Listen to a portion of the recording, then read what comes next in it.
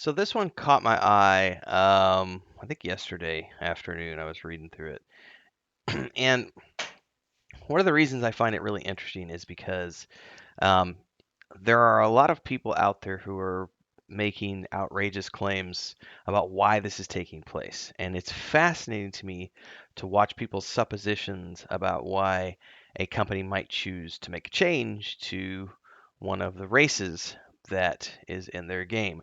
And I know the easy route for everybody to take these days is to claim woke culture, culture wars, the woke movement, and all this other stuff. And while I do think that they have done I think they've managed to modernize themselves reasonably well, and by they I mean Paizo. Um, the timing on this feels for many people like it's because of the woke movement. But I think if you dig deeper at the statements that are being made, they make sense to me from a game development standpoint. And I kind of want to walk through that because, like I said, the knee jerk reaction for many people, the easy way out for many people is just say, oh, that's all part of woke culture. They're removing the drow because of woke culture and it's racist to have drow. That's not actually the case. Um, if you're looking at a project that has been out there for let's just say 20 years for the sake of throwing a number out there, and for those years that company has operated thinking that everything is good and they're good to go, and then along comes a bigger company who's grown to be the number one competition, and they come out and say, actually, that whole thing you've built up for 20 years, yeah, we claim ownership of a chunk of that because of this uh, piece of paper from like 20 years ago, which we now interpret to be ownership of your property, even though that's never the way it was originally intended to be interpreted. And that starts a fight, right? And that's, in a nutshell, the OGL. And so here we are in the post OGL times, and Paizo has been renovating the Pathfinder books. We have the Pathfinder revamped, essentially, which is coming later this year and early next year. And if you remember the press release I covered a couple weeks back on that movement, one of the things that's happening with the new books is not only is there a consolidation of many of these things that have cropped up in little supplemental side notes over the years, but it's also a consolidation of a lot of stuff that was previously under the OGL, but now has to be repackaged in some way, shape, or form. And in some cases, it's as easy as changing the name on something. And you could say Magic Missile, turn it to, Mundane's Missile, you know, Marvin's Missiles, whatever the case may be, to change it from Magic Missile to being something else. Or Mordenkainen's Flaming Sword. Now you can call it Fred's Flaming Sword, Derek's Flaming Sword, Roger's flaming rapier.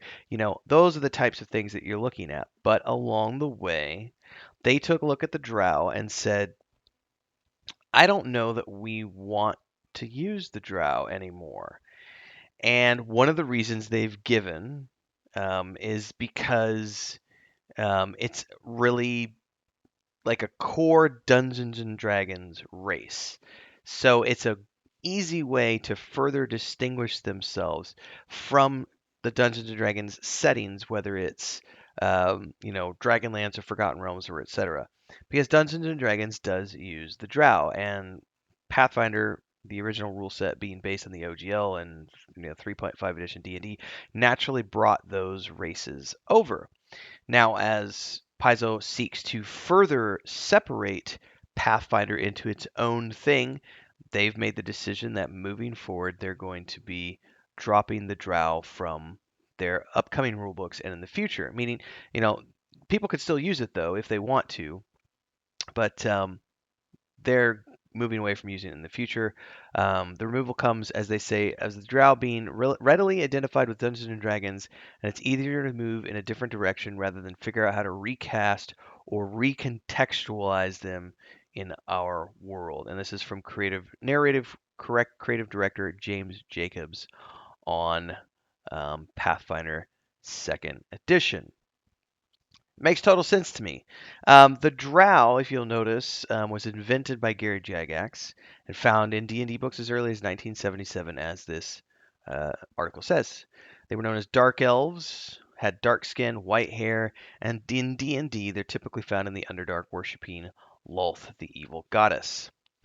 Um, and it says here, while Pathfinder was originally built on the foundations of D&D, Paizo has sought to cut ties since the proposed changes to the Open Gaming License, creating its own third party, the ORC, and remastering its core rulebooks.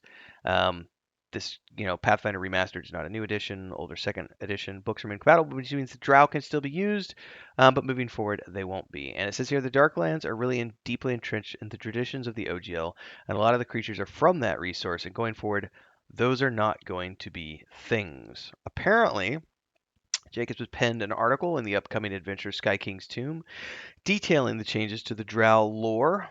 It says here the Pathfinder Koraya Asmarin is revealed to have fiddled with the truth a bit when reporting on the Drow, which leads to the city of Zernikainen now being a city of ruin of mystical origin.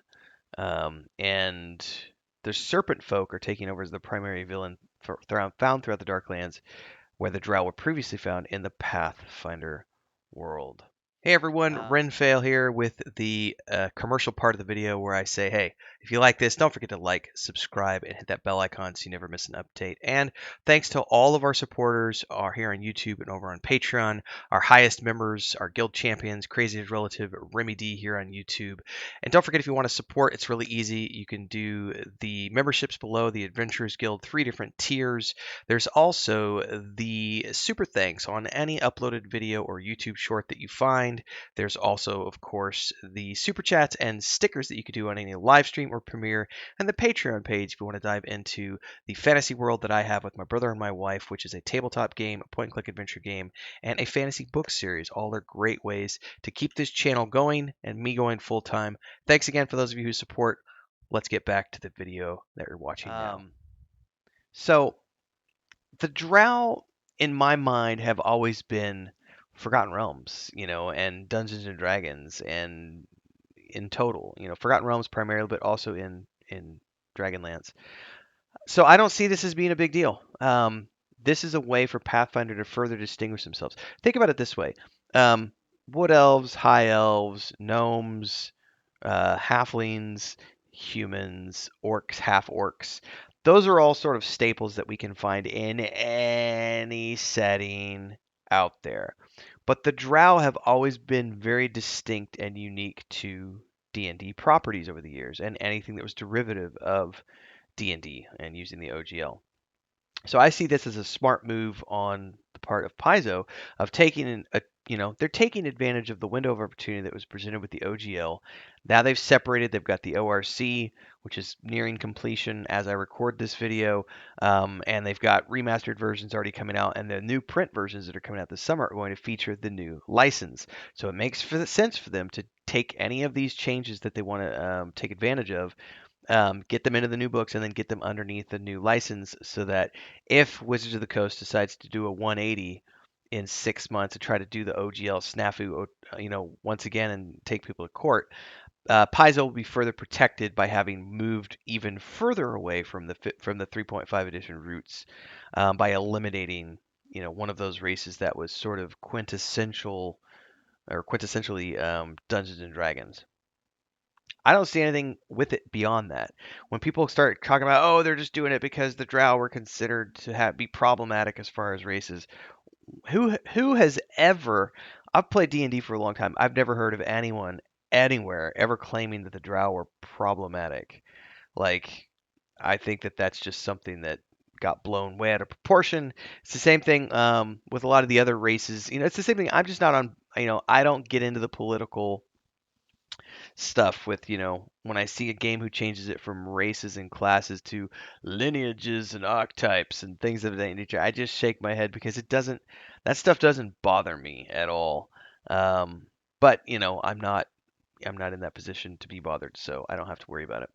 In any case, I just see here a chance to further break away from D&D with the creation of their own unique races, which we have many of in Pathfinder and also in Starfinder. There's many races that are not found in Dungeons and Dragons, and by moving further away from the OGL like they're doing, and taking away one of those core races, we're just moving towards a clearer line in the sand that separates these two.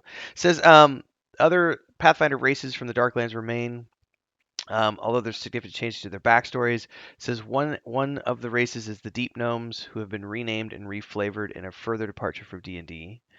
Now this is where I'm just it is what it is. But senior designer John Compton explained that it had been revised to remove its ties to slavery and has re-envisioned what makes the Deep Gnomes tick.